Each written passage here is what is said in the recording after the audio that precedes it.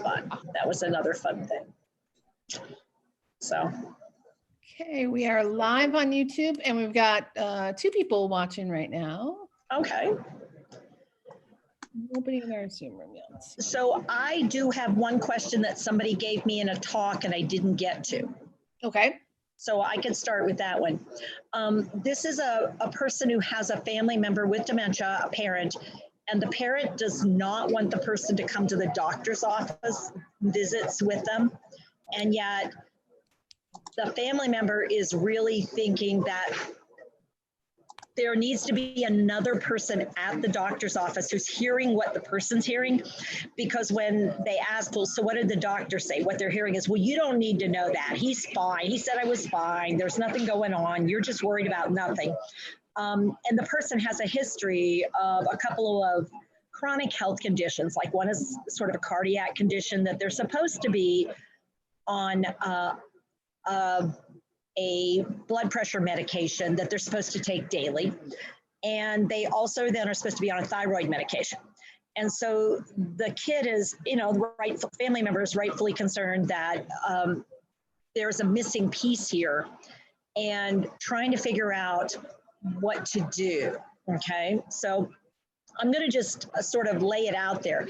So Rachel, sort of from your experience with working with people who are adamant that they don't want you doing something, what do you think would happen if the family member pushed harder or got up with a doctor and said, you know, I really feel like I need to be there for my dad? You know, so what do you think might happen if a family member decided to push an agenda? Because they're right. I mean, somebody should be there who could be accurate about what's happening and make sure that whatever the physician is recommending is either acknowledged or followed. I mean, at least one of those. You're going to get a lot more pushback and you're going to escalate the situation and you're not going to get your way. So rather than just not wanting the person to go to the doctor's visits, we may find them actually saying, I don't need you doing this, get out of here, leave it alone. And it would also, when you're really emotional, what happens to your blood pressure? Goes way up. So one of the downsides of it is the very thing you're most concerned about, which is blood pressure control. If you aggravate the person by trying to insist on what you know is the right thing for them to do, but it doesn't seem like that's what they're willing to do. So one of the things to think about is to share information with the doctor's office. Now, this thing about Privacy Act, this Health Privacy Act, which is a big deal, it's meant to protect the person from having other people know about what's going on with them, unless they say it's okay for other people to know what's going on with me, because it is considered to be private information between the patient and the provider. And that's something that's protected even legally in the country. So one of our challenges is, does that mean that I can't share information with the medical provider? And the answer is no. I could share that, you know, I'm particularly concerned when dad comes to see you or mom comes to see you, she is coming back and sharing with me that she said everything was fine and that she's not actually supposed to be on any medications. And I'm concerned because last I knew she was on some, and I think we're seeing some brain change. And I don't really want to have a fight or argument with her, but I do want to acknowledge, I think something's happening here and I'm concerned and I don't know how to be helpful other than to share this with you. So it alerts the medical provider, at least, that the home situation is recognizing, hello, something's going on here. And you might even say, you know, I don't know if they have a healthcare power of attorney. They're not sharing that with me right now, but I'm wondering whether you might be able to be of assistance in some way, because I really am trying to be supportive, but I also don't think I can be supportive given the current situation, because I don't really know how to be supportive at this point. That doesn't feel like enough, but it's one of the few things we can do that doesn't require us to go further than that and try to push the person. So that's what we can do independently. Now, if we want to work with a person who's living with dementia, we can say, Mom, I know you don't want me going. I'm curious though, is there somebody else you would be willing to have go with you? Or would you be willing to have the doctor write down what he's telling you that you should be doing and get him to send that back home and send a copy to us so that we have it when you get here? Just to see No, whether I don't think that's not necessarily. I can go to the That's not doctor and necessary. I'm fine. I don't think that. Yeah, I mean, I know what's going on. I don't need people meddling, and you're meddling in my and stuff. it feels like And meddling. it's fine.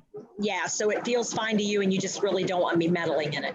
No, I mean, I can do it, and it's just Okay. going to the doctor, and it's fine. You just don't believe Okay. me. So it feels like I don't trust you or don't believe what you're saying. And that actually wasn't what it was. I'm actually concerned that the doctor may be giving some information that we aren't all on the same page in. But you don't think that's a problem? Well, what kind of information do you think is happening? I mean, he hasn't told me anything. Yeah, well, before you had some thyroid things going on, and you know, usually that doesn't get better on its own. You usually have to stay on medicine. So I'm sort of surprised he isn't saying something about you staying on that medicine. Well, but that's what we've done that a long time. That's nothing new. Right. I mean, you had before been on it a long time, but I haven't seen you taking it all, you know, and I'm just wondering, did he stop it for some reason? Did he think your thyroid was doing better or something?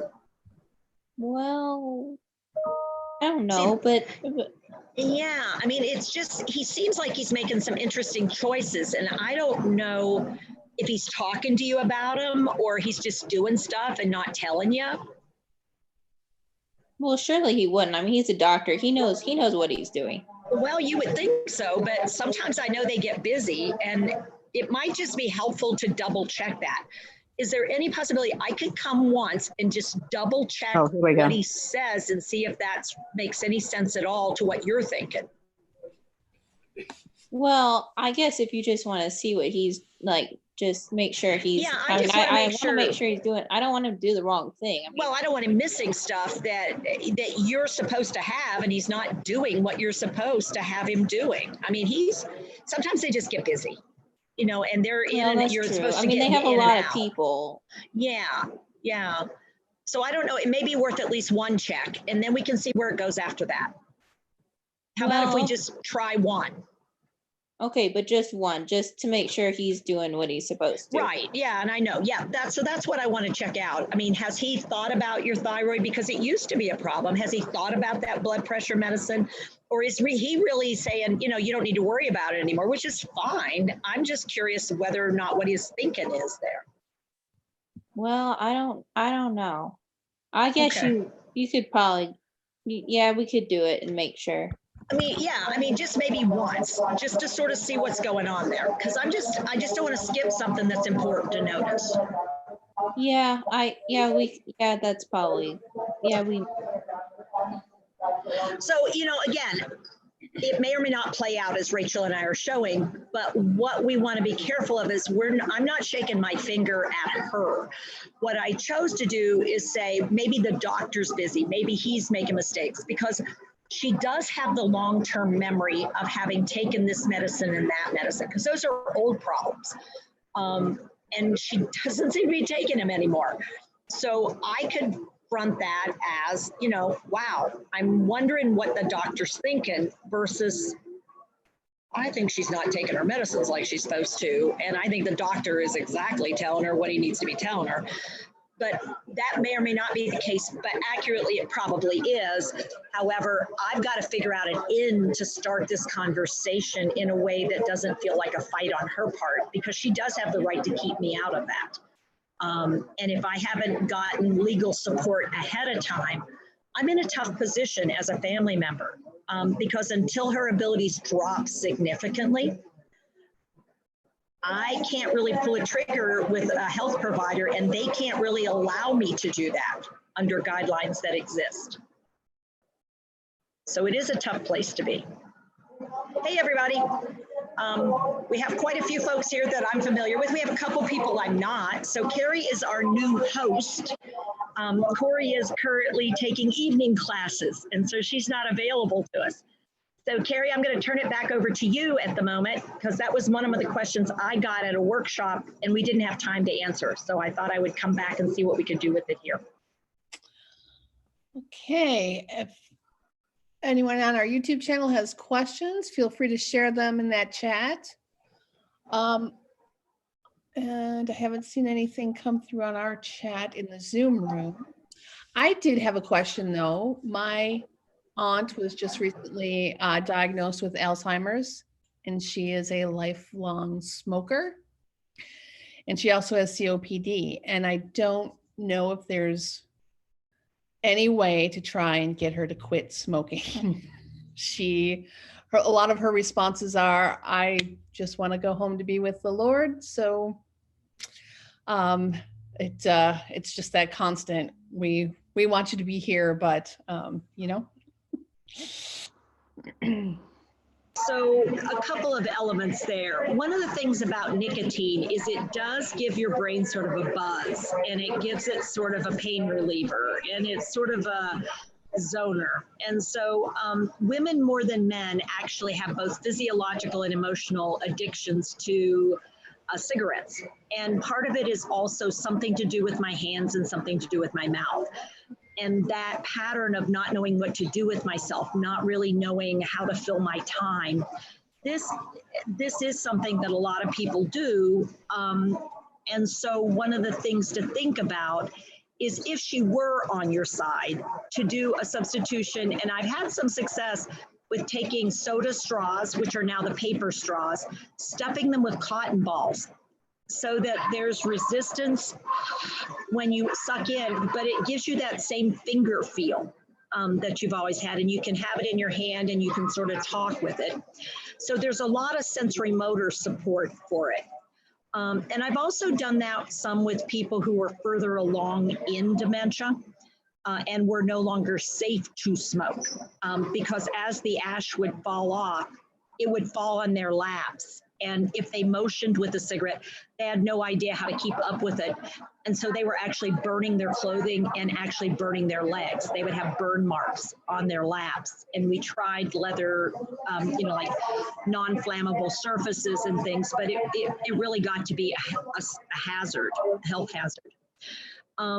So when somebody is really wanting life to be over, and they're engaging in a habit that's known to promote death, one might ask if that's sort of a passive way of trying to be done with all this. It's typically pretty hard early in the disease to get somebody to cease doing something that is comfort for them, particularly when we don't have anything much else to offer them that's going to be at that same level of comforting. Because a patch is not the same as this act of filling your time with this phenomena, or neither does it feel the same. I mean, it's a weak substitute. People do it, but they do it because they see the value in not smoking. And it doesn't sound like she sees any value in not smoking. As a matter of fact, she sees value in continuing this thing because it's going to make things happen faster. And she would really like this to be done with. So I guess the conversation might be more along the line, so you're ready to go home to the Lord, and is there anything else here that you feel like you're still here to do?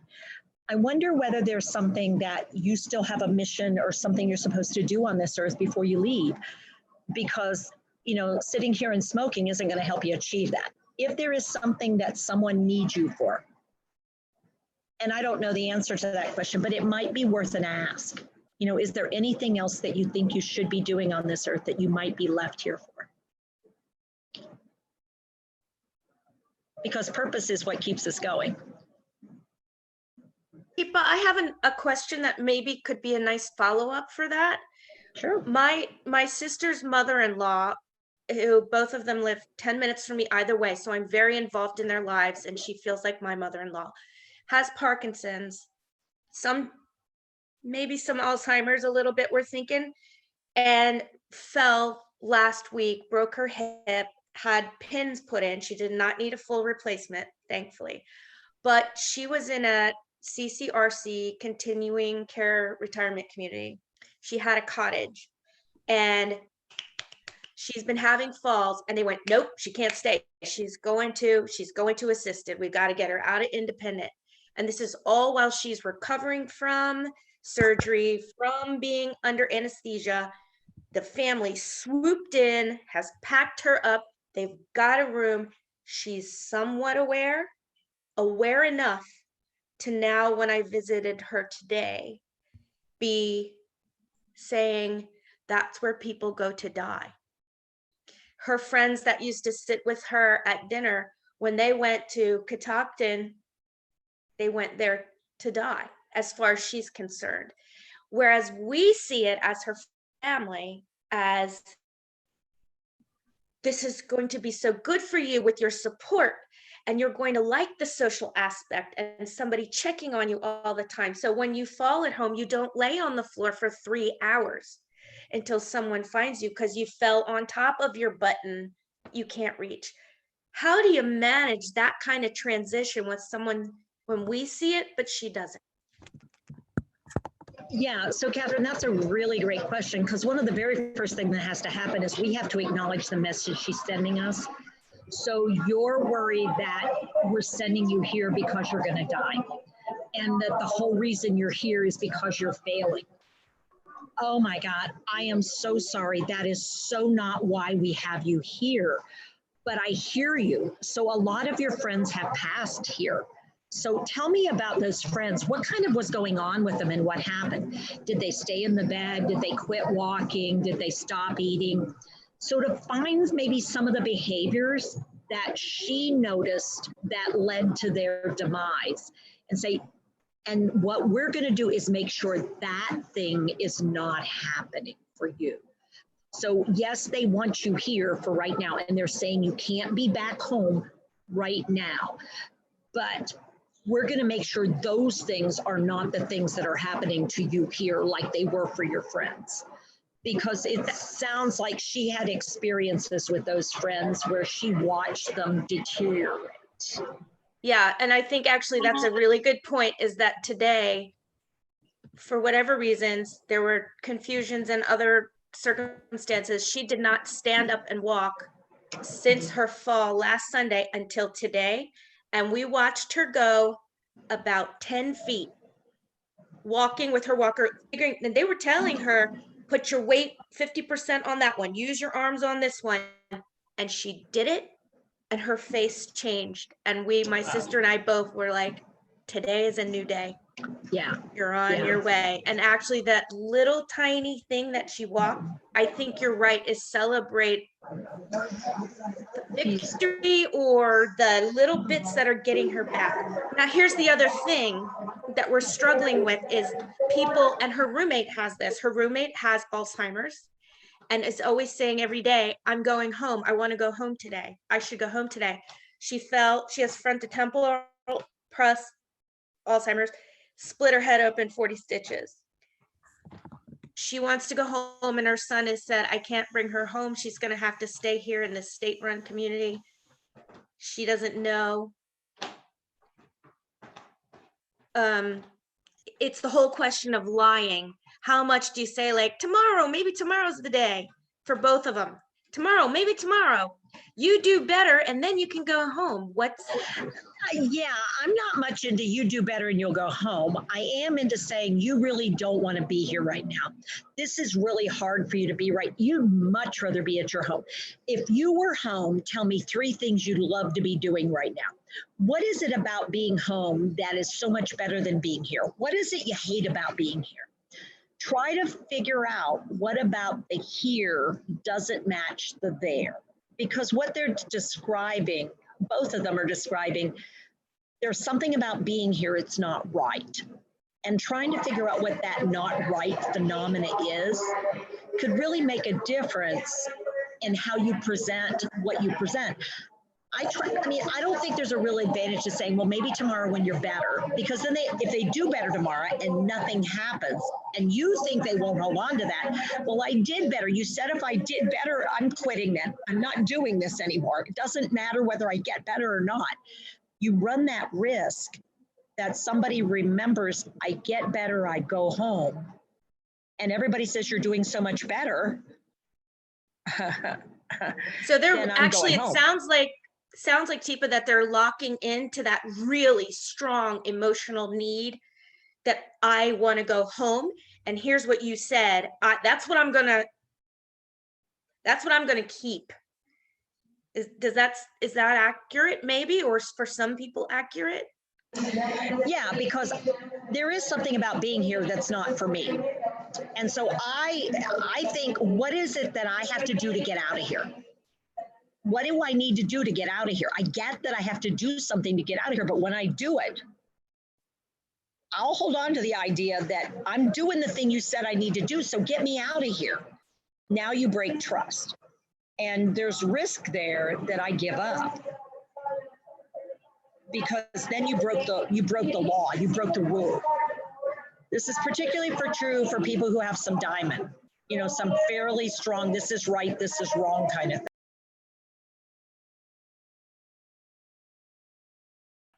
Thank you. That's helpful. So Teepa, I have a question from somebody on Facebook, and she was asking, she said that her husband has behavioral variant frontal temporal dementia, and he was diagnosed 3 years ago, and they recently did some MRI SPECT assessment type tests, and he's still working and he's still driving. I think she's wanting to know, it's like he has the symptoms, but he's doing this, but they didn't show any changes in the scans. And I think she's wanting to know, am I crazy or am I not? Interestingly enough, yesterday or the day before, I read a new article and I saw some new research that said it is very possible with FTD that we see the symptoms before we see the brain changes and before we see the changes on scans. And it was a new article. I'll see if I can find the reference to it again. It just came out that perhaps behavioral changes actually are present in living situations prior to us seeing it in scans. So people who are living around the human being are going, I'm telling you, he's changing. I mean, and they're saying, no scan change. It looks exactly the same to us. Because what they're looking at is tau pathology and whether or not the tau pathology is escalating. And with the FTG, it's FTDG is sort of, they do a isotope, and the isotope picks up the abnormal tau pathologies. So it could be that the pathologies actually form in a sequence that isn't what we thought it was going to be. And that was the premise of this article, that, actually we're seeing behavioral changes before we're seeing that buildup, that increase. And so that's consistent with what this article was talking about. It was just a couple days ago. It came out in one of the posts that I usually watch. I'll see if I can figure out where it was and get it back up and throw it up on our site somewhere. Beth, anything on your, because you also keep pretty busy checking things out. Anything that you've seen or heard recently on that front? No, I actually haven't been looking the last couple of days, and I've skipped a couple of emails. I was looking for it now, and you said behavioral changes are present before the PET scan, or is it MRIs, or what are they doing with it? It was basically the scanning technology is not as matched with abilities as we thought it was, which we've seen some evidence of that with Alzheimer's. People can have extensive beta amyloid formations and have minimal changes, or have very minimal beta amyloid formations and have significant changes in their hippocampal function.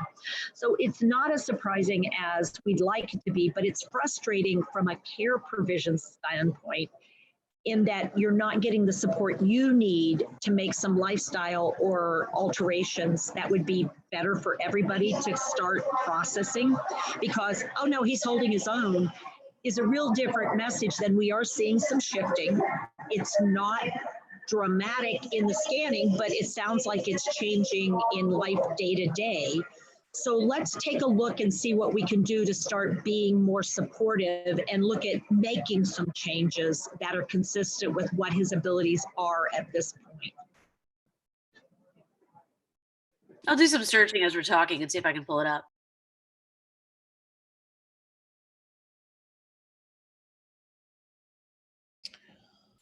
Okay, Nancy has a question in our Zoom room. Nancy, you want to go ahead? Nancy Zevely? Sure. My mom is going to be moving into assisted living next Thursday. One of the big barriers has been the smoking pot. She's smoked pot since I was 9. She doesn't smoke a ton. And she has recently, and she has gets cookies and eats a little bit of cookies, and so then I was thinking, vape pipe, and for moving into a place, although I don't know that she could totally manage the ins and outs of the vape pipe, even though I found one that was pretty easy. But I mean, I'd rather just have it not be an issue. And anyway, she decided to not, she knows she can't smoke there, and she's okay with that because she's recently kind of associated, eating part of a cookie, maybe having a hit, which really only happens in the evenings, and maybe having a glass of wine as well, and then not being that with it, but not being totally out of it. But I'm sure this is going to be coming up more and more with people, because she was smoking, she was in her 50s, which is pretty late for someone to start smoking. So anyway, any thoughts on that? So she's a long-term user and unfortunately a long-term smoker. The same idea. She's been using this. It's more than just the chemical outcome. Part of it is the habit. And how she fills her time. So how many times a day was she taking tokes or doing a pretty significant hit? Would you say, Nancy? In the past year or so, she only, it's usually just a couple of hits on the evenings. And I don't totally know all because I live in the same apartment building, but I'll come in and it's like, oh yeah, my neighbor came over. We had a couple of hits. Yeah. Earlier in the day. Yeah. So part of it is also being social. In the environment that she's in, that's a very social thing to do. And it's how you engage one another in that setting. And so as she's losing that setting, there's going to be less opportunity to do it just because there's not going to be that many neighbors who are doing this. But on the other side, I would also anticipate how many changes in location has she experienced in her lifetime? How much moving around in new spaces and new places and new people has she had? A number, but the last couple, she was 20 years in Colorado with really good friends. Then it's like, well, you can't really stay there unless you want to be in assisted living by yourself with no family there. So she's been 4 or 5 years here where we're at now in this one apartment. I've been helping out. I live on the floor, a couple floors above, and now we're moving. She's going to move to assisted living and she's excited about it. I don't know which is thrilling. This has all come up in less than a week that we found this super awesome place that she's excited about. Cool. That's going to buy you quite a bit. The fact that she's excited, she's got some good energy going on there. She's got some good emotions going on there. And in a new place with new things happening and new potential friends, did she get a sense that people were in her world and she would fit there and they would encourage her and support her there? Or was it just the location? At the place she's at now? No, the one she's moving into. The location wasn't so much important as the ambiance of the facility, as far as her being able to fit in, be engaged, the variety in the meals. It's not a chain; it's a family-owned 4-generation place, and so but she has a sliding glass door that goes out into the courtyard of the building, which is what she wanted. I just want to live where I can open the door and walk outside. And we got it, even though we didn't even know that was the apartment she was going to look at. Cool. So how are they with smoking, pot smoking or other smoking in the building? They have they have a outdoor smoking space for people, but Okay. pot smoking, no. Okay. No pot smoking outdoors. Obviously, it's a non-smoking facility indoors. And the place she's at now, she's had a couple notices put on the door that, you know, pot has been smelled out in your hallway. And one of the neighbors doesn't like it. The other neighbor smokes. And it's like, dang, so many people in that building smoke pot. It's 55 and over, low income. They can't really kick people out. I don't think they'd have to kick a lot of people out. It's a lot of work to get people out. That wouldn't be the case in this place. And so that's one of the things, who are you an authority figure for her or not, Nancy, would you say? I'm the main caregiver. I would say, Mom, it's really important in this place. They would, unlike this place, we just get a notice on your door, you might lose your space. So it's going to be real important. Yep, we've talked about that. I mean, she knows that. Does she have access to materials? Not if you don't help her these days. Does she have access to Does she have access to pot? I mean, can she get it herself, or would she need somebody to help her get it? Someone would have to get it and bring it to her. Okay, then I would look at the possibility of vaping or those kind of things as an alternative that you can manage and manage for her so that she can have it. If she wants it, talk to you, you know, say, Mom, if you want to take a drag, if you want to take a hit, let's use the e-cigarette thing. Let's use the vape. Because I don't want to say no to you. I just want to be safe and we don't lose your place. So it's not anything that you disapprove of or anything. It's simply, we have to be careful and stay within the rule boundary markers of this place because we certainly don't want to lose this now you found it.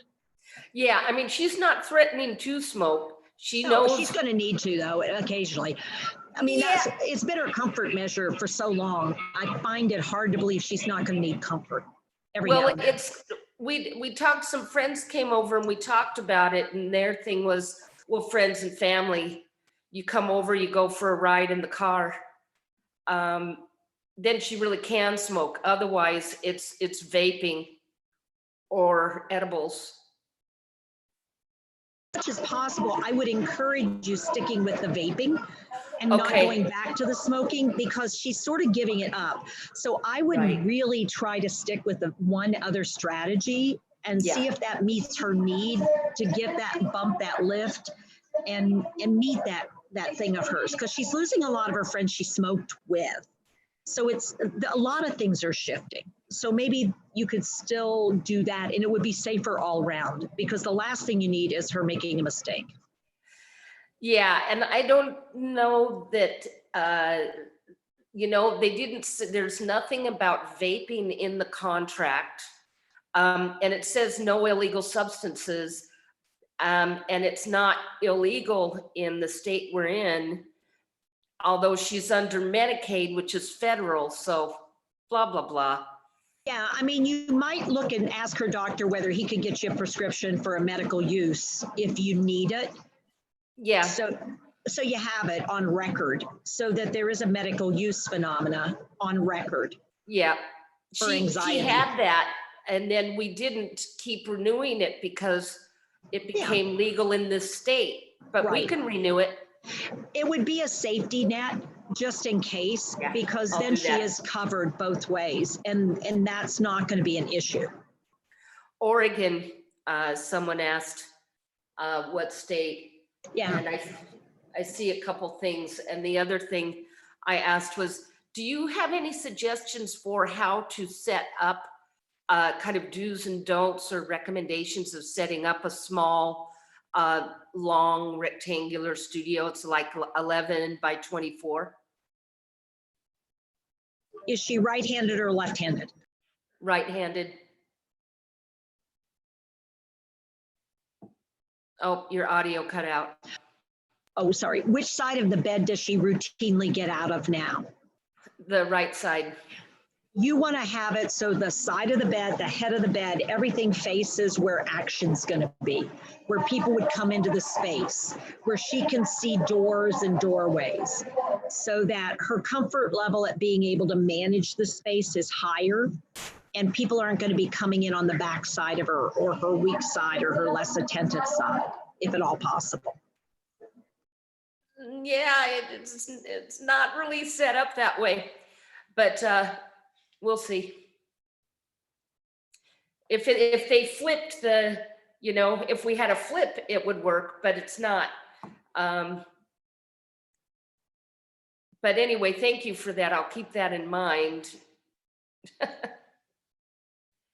You cut out again. It is unfortunate because right-sided people really do prefer the door and the space and the people and the action to be on that side. It's just so much easier for them to keep up with and not be distressed by people surprising them by entering on the non-attentive side.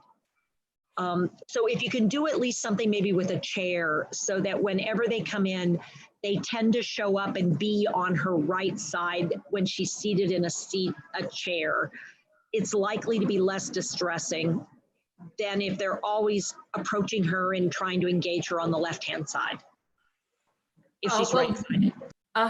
Well, you know, actually, you've given me an idea. There is a way, if we had maybe a day bed, so that there's kind of a headboard. Otherwise, the head would be by the screen door. That wouldn't work. But a day bed, then she could see the length of the apartment. She could see the front door. People would be right there, and we'll just put the action on the other side. Yep. Thank you. That's a great compromise, because I think she likes to know what's going on. So that would be good. Yeah. Yep. Thank you.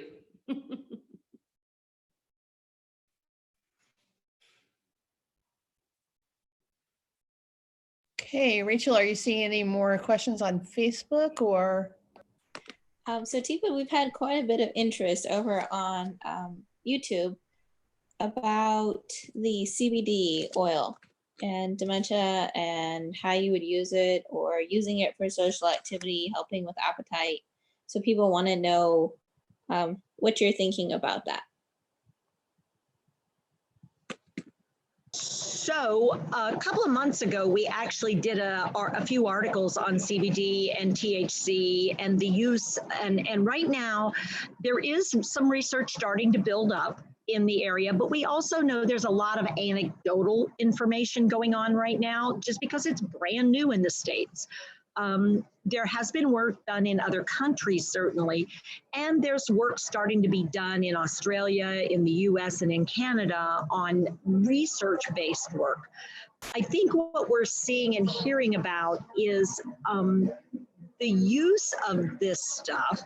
And I think the thing that I would say is make sure you're getting good quality and not recreational variety, because that's not regulated at all. And what we have seen, good stories and bad stories, where people have gotten a much more potent product than they're used to and ended up having problems because the dosage was much more than people were used to getting otherwise. On the other hand, we've seen some folks have some really significant shifts in pain relief and mobility and anxiety reduction and sleep enhancement for people particularly often with Lewy body disease or with Alzheimer's disease with an anxiety underlay. But one of our biggest challenges is getting everybody on the same page. And again, most of what we're talking about people who've had issues with pain management, tried other things not successfully, had sleep issues, tried some of the more traditional ways of trying to manage sleep disturbances with not good outcomes. Had issues with anxiety and tried anxiolytics with not great outcomes also. So I think currently what we're mostly noticing and seeing is that people are trying CBD or a combination of CBD and TCH when they've tried some other things and they just haven't had a lot of success. I don't necessarily see people trying it on average as a first line, but I do see people starting to look at it when other things that they've tried just don't seem to be helping, and they're getting frustrated with trying a variety of things. And indeed they have tried behavioral techniques too. It's not just that they're looking for meds. They've tried some environmental things, they've tried aromatherapy, they've tried, you know, a lot of mobility things, and just find that they still need something else. And I think that's what people are looking for, is not a cure, but a support. And that's where I've seen it be the most effective. Not when people get magic. It's not magic. It can be supportive, just like anything could be supportive if used appropriately in the right situations. So I'm not into dumping things on people, but certainly when you've tried a lot of options, I wouldn't rule it out in many situations, but I would use it cautiously and carefully. A friend of mine, a nurse practitioner, says, go low, go slow, and check and see how things are going before you get carried away and get real heavy-handed, because that's when things often go off the tracks. And we do have quite a few websites that we have done some looking at and can reference people to. And we have done some articles, and we do have some folks who've done some research. Whatever there is out there, we've tried to cite it also. And we have an old journal, one of the old former journals, that we could pull up as well and have some information on it. Because we've seen a variety of people give us videos. So, I mean, I don't think it's fake stuff. I do think there's benefit to be had, but I also think there's risk to be taken.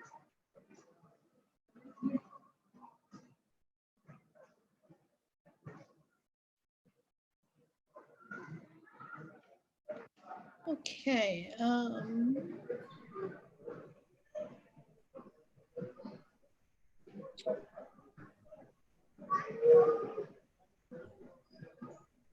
Let's see. While you're waiting, I have another person that has a question. He said his wife is late stage of Alzheimer's and said she is now always having hallucinations. Is there a medication that I can ask about? Will this last forever? And is there nothing I can do for her? Did he describe what the hallucinations are and what they involve? No, he did Are not. they just visual, or are they auditory and visual? Are they tactile? Because I would say that with Alzheimer's, it's sort of unusual to get a lot of hallucinations, even late. It is usual to misinterpret data late in the disease. But active hallucinations, where you're seeing things or hearing things that are not there, we want to categorize them a little bit. Are they threatening? Are they scary? Are they family members that are asking questions? Are they children, animals, people? Is it always at night? Is it 24/7?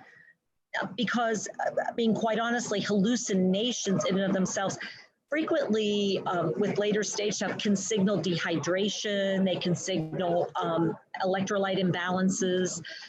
They can be indicative of an acute episode of something that warrants at least taking a look at and making sure that we've supported in all the ways we can. We don't want people in distress, but people who are seeing things and engaging in motor activities with things that don't seem to be present, if they're not distressed, I'm not distressed. But if they are distressed, that's when we have to be concerned. Okay, he just said they are both, and sometimes they're very scary. Okay.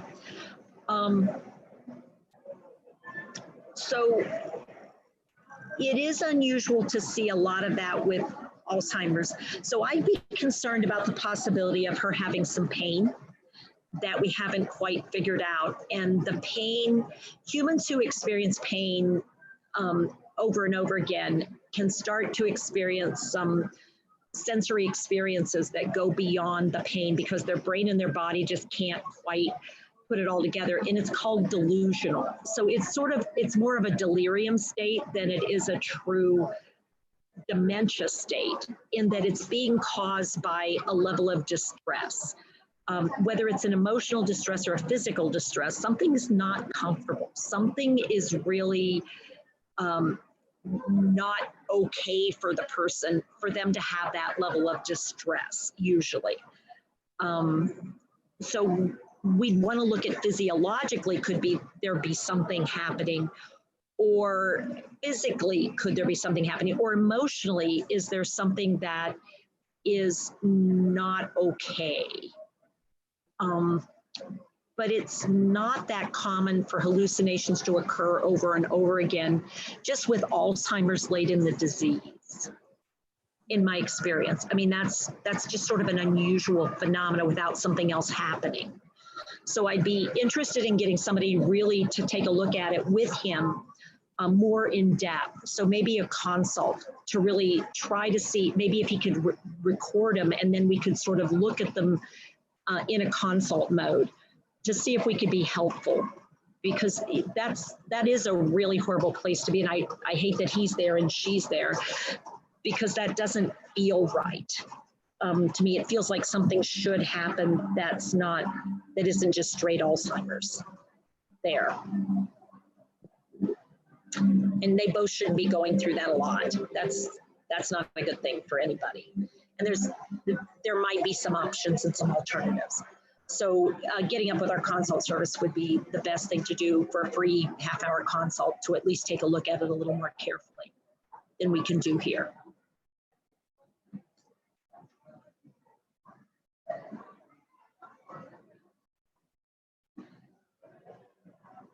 So earlier today, one of our team actually read something and shared it. So while you guys are sort of there, I'm going to be looking for this because I wanted to share it out here because it was a little concerning, and I'm curious about it, but I don't want to, give you that information without actually going and looking for it. So let me do that while you guys might ask me something else while I'm looking at this. And I'll put myself on mute. I'm in an airport, if you haven't figured that out. I was supposed to be in Atlanta, but I made a mistake. And so instead, I'm in the Orlando airport until after I'm done here, and then I get on a plane to go to Atlanta. But right now, small children are having a meltdown after they visited Mickey, I think. I'm not sure. It doesn't appear to be hallucinations. It just appears to be a melting child.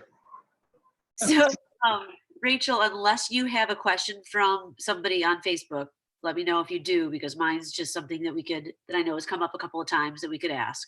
Do you have any questions you want to throw out there from folks? Go ahead, nothing urgent. Okay.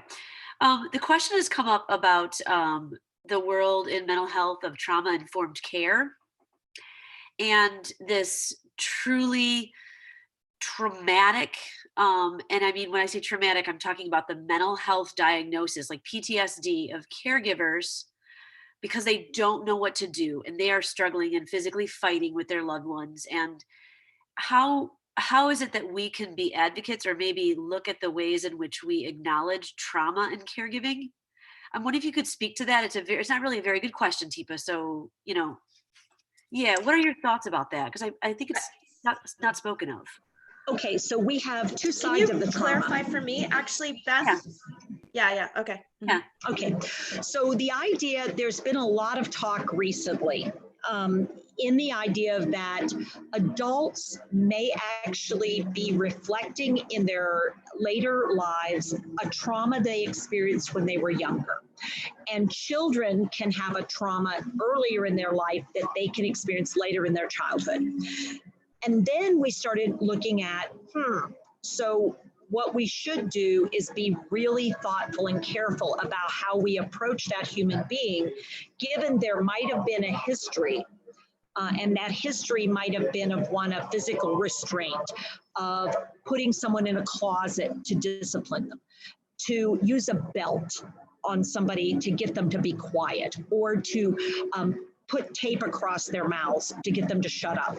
So if we were to accidentally or on purpose start to wipe their mouth with a washcloth in a caregiving situation, we could trigger an emotional reaction that would take them immediately to a place and a time of huge intent to harm in their mind, and they would react and respond as though they were being attacked.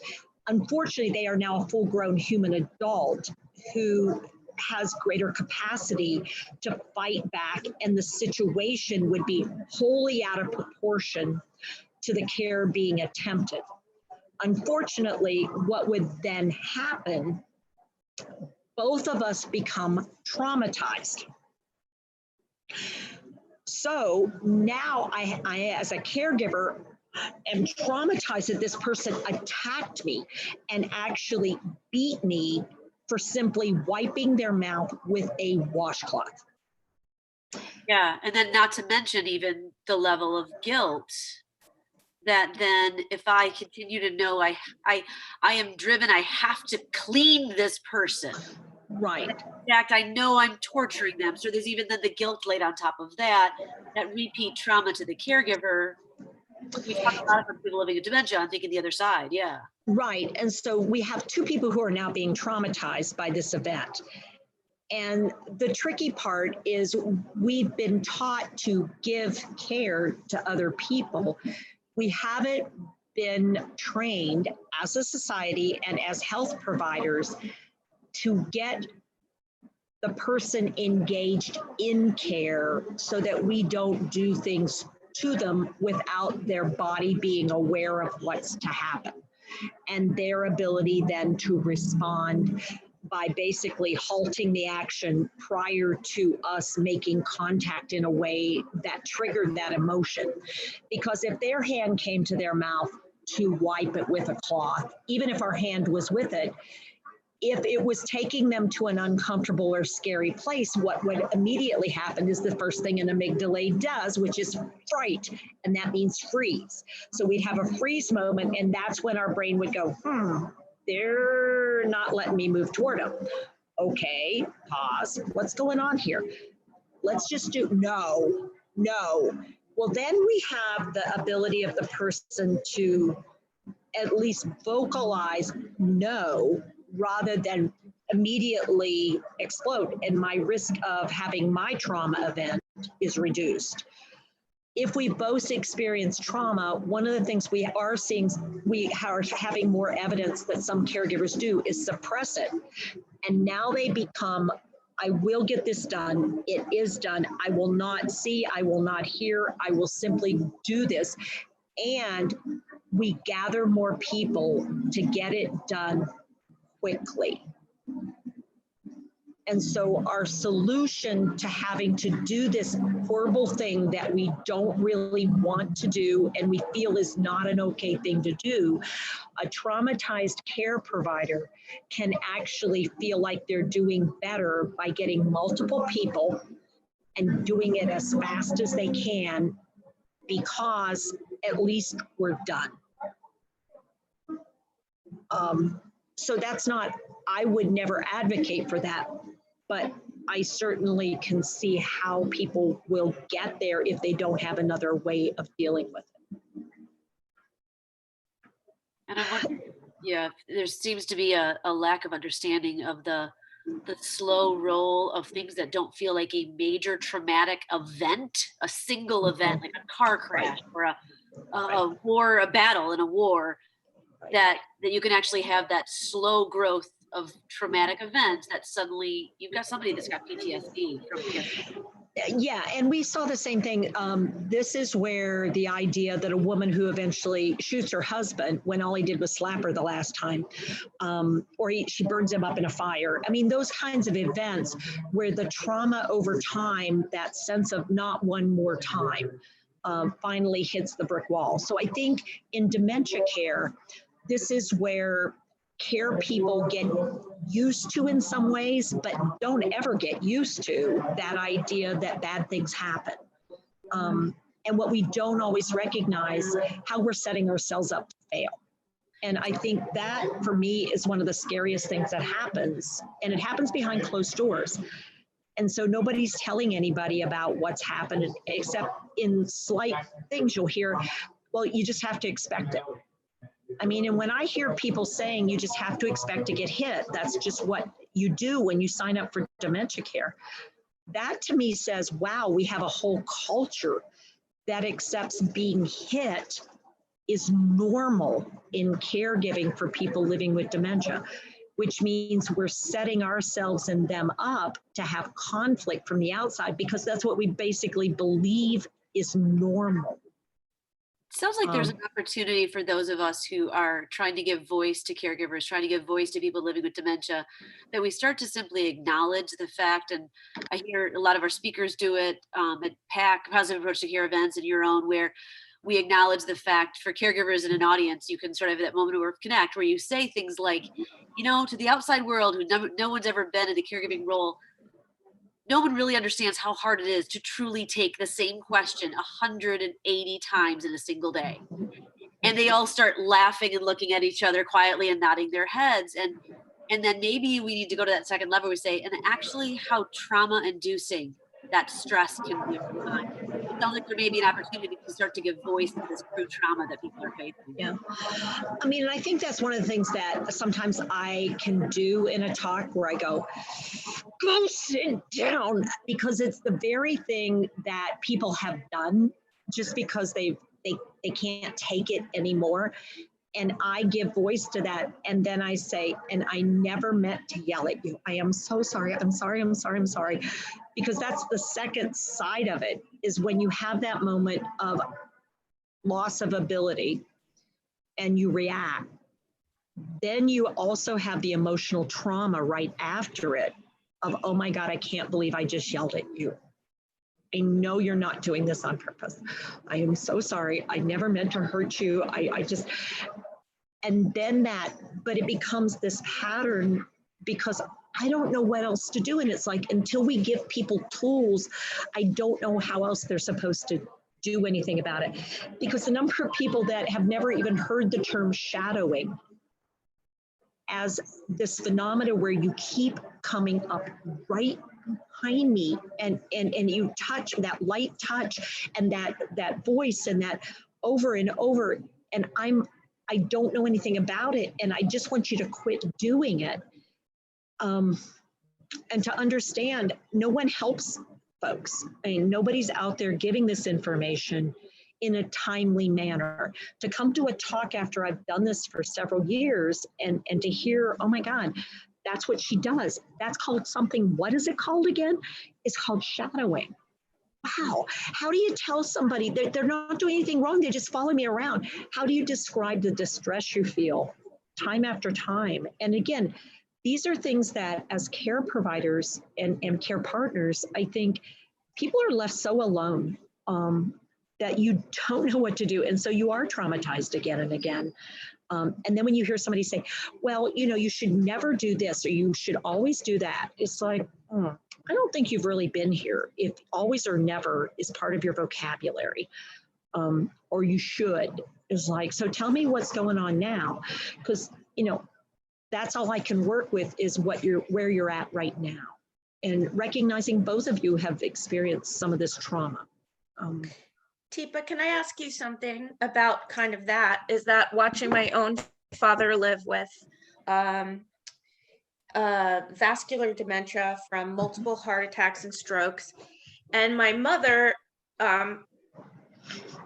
felt traumatized herself by him, but then she traumatized her own self for beating him up, and she was really mean to him in the last year of his life because he was doing things that she couldn't handle and he couldn't handle her. So there's a trifecta now. There's the trauma on the person living with, and then there's the trauma of the person caring who's getting, and then the trauma on themselves for actually, she could not believe she would do that to someone she loved so much. Yeah. And I don't think we have the data in, Catherine, about how much of people not surviving long after their partner is partially due to that. I've lost my partner, I lost my job, but I'm still grieving many of our interactions, and I can't ever go and fix it now. I can't take that away. And there were those times I said or did something, I wish I hadn't done that, but I can't undo what was done, and I have to stay with it and live with it and relive it. And I think that that reliving of it and retelling of it, that's where we come in. And I think that's where our opportunities for change is to say, you know, so it sounds like that if you were to do this over, you would do it differently. So tell me a little bit about when he would say that same thing and you would really just, you can't do it again. What are some things we could do differently? Because boy, you really tried. I mean, Yeah, that would be helpful, Teepa, because I know even as a fairly skilled person, I would get frustrated as a family member and say, Mom, he's got dementia. He's doing the best he can. Yeah. She would take it for a hot second and then turn around and go, Jim, what are you doing? And then she would call me and say, he's doing this. I mean, Mom, and it's like all the relationships are around these shifts and changes. Yeah. And yeah. I mean, I don't know what your insight is on even now that he's passed, she is struggling with, I feel badly now that I can step back, that he's not here and me trying to take care of him all the time. Yeah. I see what I was doing and where he was. So anything. Yeah. So I think, again, she needs to revisit that multiple times. The question I have for you, Catherine, I think it's hard to be a family member and listen to it again.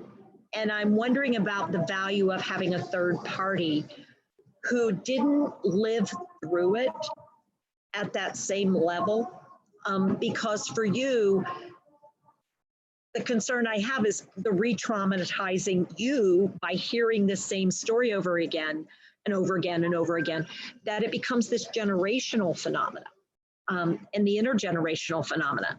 So that now when your mom, if and when your mom develops a dementia, you have this story. I know. Sorry. you have this memory of, Mom, do you remember what you did when Dad? I mean, that whole idea that now we have a new story to tell and it becomes this new generation versus, that was one of the hardest things. And figuring out who a third party might be that would allow you guys to develop some new ways of talking about this and dealing with it. Yeah, so, Teepa, just my experience, and I hope everyone, or if you haven't heard about 6 pieces of the puzzle, maybe you can look it up. So it sounds like you're going to that sort of stakeholders area of the 6 pieces of the puzzle. I'm curious because I'm not thinking of it on my own because it's my own experience. Sort of, what are the options that you might think of would be a stakeholder that might be different for my family and me? Even being a pack person and skilled, I can't see. You're right. I can't see. I wonder about a support group. And there are support groups out there for people who have lost their person. To talk about some of the phenomena they dealt with, because I think there is a lot of grieving of relationship and grieving of role and grieving and this trauma thing that we do to ourselves. And so I think looking at a support group that goes beyond possibly current caregiving to realize, there's going to be opportunities in the future. I might be on the other side of the curtain, or, we might be on the same sides again. But can we start to work through some of those things individually and then maybe ultimately as a team or as a family? But probably doing some individual work first before we start moving into doing things as a group, because there's a lot of individual pieces to the puzzle that have to be worked through. So somebody that your mom feels like, and it's not a complaining, and it's very different. And that's the tricky part, I think, Catherine, finding the right stakeholder who can really help her think through and work through so if you were going to do it over, what would you do differently? What are the 2 things we should think about possibly doing differently? What would you have said? And let's play it out. Let's try it. Let's see if it would have helped. And knowing the situation enough so that maybe she could come up with some ways to put it to bed. So it's sort of like resolving it by working through it, even after it's over. It's sort of like we do in dreams. It's kind of like, I don't know if anybody saw the article I wrote for the journal in December about holidays with grief since I just lost my dad. And I talked about being able to hear his voice. Yep. So I'm wondering if I've been doing that a lot, that sometimes I ask myself questions, like when I would have called him, I call him in my head and I can actually hear his voice. So maybe something like that with my mom. I'm sure she could do that, but I should not be the supporter. facilitator of that. Yeah. But it's sort I of, think what it's would Jim risky. say? Yeah. Yeah, but what would it's Jim risky. say if I could support her finding someone that would say, Yeah. what would Jim say? And get her. Yeah. Yeah. Okay, thank you. So she That's can maybe really let helpful. go of some of that stuff. Yeah, because I think there is carrying a lot of luggage. We carry a lot of baggage around. And unfortunately, in the world of dementia, we're likely to get another chance to check out the luggage we carry. Okay, so here's the thing that somebody put through. Quebec considers allowing doctors to euthanize dementia patients without their active consent.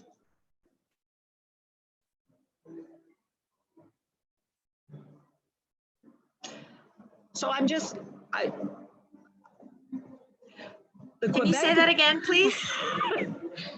Okay, the lead of it is, okay, Quebec considers allowing doctors to euthanize dementia patients without their active consent. And I'll read you the very first part of this article. I mean, we can certainly put it out there. The Quebec government is opening public consultations on allowing doctors to euthanize sick people with Alzheimer's disease or other degenerative diseases who are no longer able to give their consent. Coalition Avant Quebec's health minister announced at a press conference last week that all parties support consultation on this recommendation of an expert panel that spent 18 months studying the issue prior consent, reported to the Montreal Gazette. Now, they can do an advance directive to be killed at some future time when they're no longer competent to consent, and that there would be a third party who could inform physicians of the prior consent, so that they can then keep a government registry and then be able to euthanize them when they meet the following criteria. They're at least 18 years of age. They suffer from a serious incurable illness. They're in an advanced state of irreversible decline in capacity. They experience constant and unbearable physical or psychological suffering that cannot be relieved in a way they deem tolerable and at the end of life, and can give informed consent. Teepa, did they actually, did I hear wrong, or did they say killed? They can be killed. It says killed. I'm reading the article. I mean, it indicates. That's different than euthanasia, to me, at least. That word is different. Well, I mean, it's basically, this is somebody who, I mean, it's a question. I mean, but we've got this going on, and I guess it's just a question that I would go, ooh, wow, that's a big jump. You know, if someone had, how are we going to judge whether somebody's in intolerable or intractable discomfort or advanced abilities? So it's just that physicians would have the right to, the responsibility to, I'm not sure which, but I mean, it's certainly something to be thought more carefully about potentially. Yeah, so the way it's framed is that people who have received a diagnosis, if they can give an advance directive that they could be killed, because they wouldn't be able to take their own life, so their life could be taken by someone else when they're no longer competent to consent. So it's certainly, wow. You know, Teepa, one of the interesting things that I came across a number of years ago was a series of articles and an area of research in which they talked to people who'd experienced some major trauma, like paralysis below the neck. Right. And they talked to folks with major life changes that's inconceivable to most of us. Right. And they differentiated between those people who had bereavement, depression, these are all diagnoses, and they surveyed them afterwards and did a lot of analysis to talk about what people would have thought they wanted before and what they want in life now. And I think about the fact that I had also then now changed that to dementia with brain change. And I had a chance to talk with, a guy, my father-in-law, who was so rich in his verbal abilities. And his opinions on his wants and desires truly changed throughout the course of the disease. And it was interesting to try to balance that, what he wants now versus what he wanted then. And so one of the things that he expressed was he wanted a large parade and a huge funeral when he died. And this is what he told us very clearly, with a lot of clear articulation of what he wanted for his funeral. But this is after he had dementia. And we were all thinking, we can't afford this. What he wanted was a huge, state ceremony. And we couldn't honor those wishes.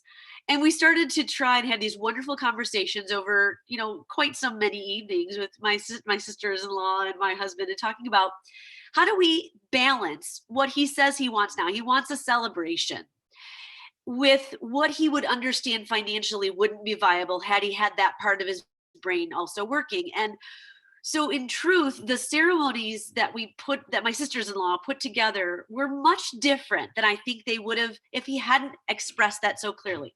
So there was a way to balance this idea of honoring his new wishes with the things he would have also rationally thought about, the expense, the time, and the effort put on his family. So I'm very cautious and happy that this is actually being discussed, that this idea of euthanasia is part of the dialogue. But I'm not sure that the way that it's stated, again, this is a news media outlet, and how they understand what the nuanced pieces are, it's hard to stick in one little article. But I think that there's a balance there that can be reached. And if we have some flexibility with the multiple stopgap measures that are in place in many states when it comes to euthanasia, it may actually be in a time of a lot of pain, and someone is going through what the literature's also talked about is unmitigated anguish as their body is dying, and how we support someone when medications that act on the brain like morphine no longer work and the Tylenol is no longer affecting this person properly. Yeah, I think there's a big difference between people who are indicating, and there have been a couple articles recently that they would say, if the person said, when I can't feed myself, I am going to be ready to die, and simply the inability to bring a spoon to your mouth means I can't feed myself, but what they're trying to do is put their face to the plate. Do you say, well, they're not feeding themselves, so therefore, I mean, it's like, whoa, well, yeeks. When we know that people are supporting people to take bites and they're okay or they're not okay taking those bites, that's a very different phenomena for me than, she can't bring a spoon to her mouth. Well, there's lots of reasons people can't bring spoons to their mouths. I'm not sure I thought through all those opportunities when I said, when I can't feed myself. Yeah, I mean, that if I had $1 for every HIPAA violation that I've deleted each time with someone that has been in our trainings, and then they send me a picture, and the statement, all it is I found somebody, and what they're telling me is they found somebody in a pearl state at that end of life where they can't figure out how to help them to eat, and all they're doing is taking a couple of sips of Ensure every day, and they're crying, and then I see these pictures and it's the hollowed out cheeks and the sunken eyes, and someone who really is beginning that dying process, but they're not ready to die because now that they didn't get in her hand, they were enjoying ice cream and they're grinning. They're having a great time. Yep. Yeah. So I think until we really have a skilled group of professionals that can support this, and maybe our avenue is hospice more and continue to do the work that so many of you guys are all doing. Yeah, I think palliative support care, comfort care, when I can offer comfort and it mitigates distress, then my job is to offer comfort. When nothing I can figure out offers comfort, wow, that's a really hard place to be. And I think those are places where we should be asking questions about what's going on here and how do we help. And in Rachel's person, perhaps, is a situation where we've got to figure out what's driving that distress.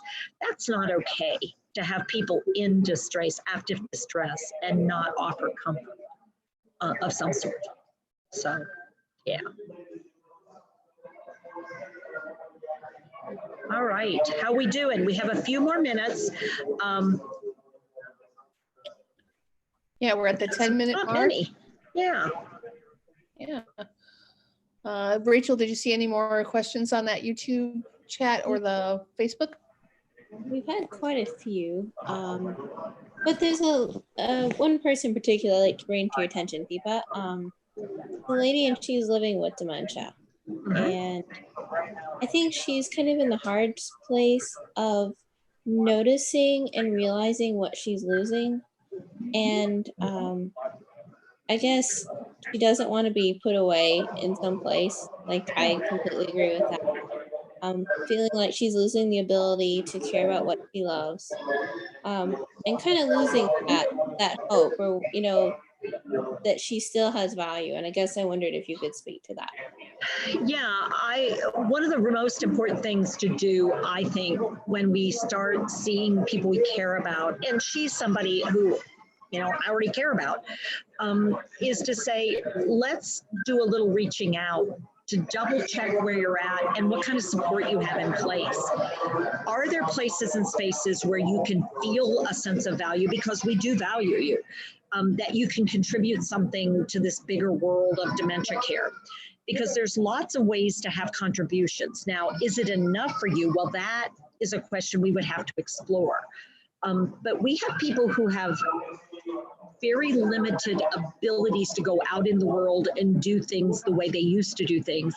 And yet they still have an ability to support us and the work that we do and support other people. And so there's peer mentoring, which we're seeing more and more of, and DAA offers some, and Dementia Action Alliance International also has some peer co-hosting support where people can start to realize, I have value, and the value is getting the world to look at dementia differently, because it's not all in one box or in one frame. And the more we can share with people what it is to live with dementia and what it is to need to have purpose and how to create those opportunities for purpose, that's where making the world a richer place is really part of what our mission needs to be. It's not just for the care providers or the family members. It really is people living with dementia who are trying to figure out, so how do I keep going? Well, get up with us, because we could use some people who are willing to share at our courses, at our webinars, in gathering information and living life and what works for you and what doesn't work for you. And talk to me about what some of your symptoms are. And talk to me about what some of the good moments are for you. What are some things that you still enjoy doing? And is there a way to hook you into other people who have enjoyment in that area or could grow in that area? So I can't offer specifics, because it turns out that one person living with dementia is a person first, and then they get dementia, and then we have to figure out how to do that structural support and life support so that we both can figure out what we're getting out of this. But we're always both getting something. And the question is, how do we both find the value of the getting? And we're this year working hard to start to develop some support groups for people living with dementia that will be supported by us, but co-led and co-run by people living with dementia. That's my mission as the year goes by, that we will offer more of those. so that people have connections. And if they can't find them locally, they'll find them internationally or online. Because sometimes that's the best we could do, because we are not physically present with people as much. And having a place to go and ask a question, and a place to go and be sad with somebody else, or be happy with somebody else, or look at something and explore something with somebody else. Maybe for 5 minutes. Yeah.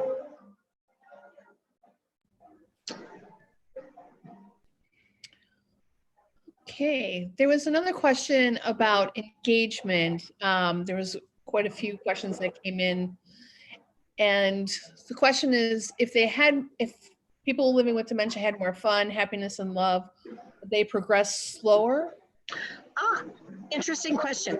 What it does appear, at least in some studies, is that they lose abilities less quickly, and they actively are sustaining either language or eye contact longer and better, because they're actually using those avenues to get data into their brain.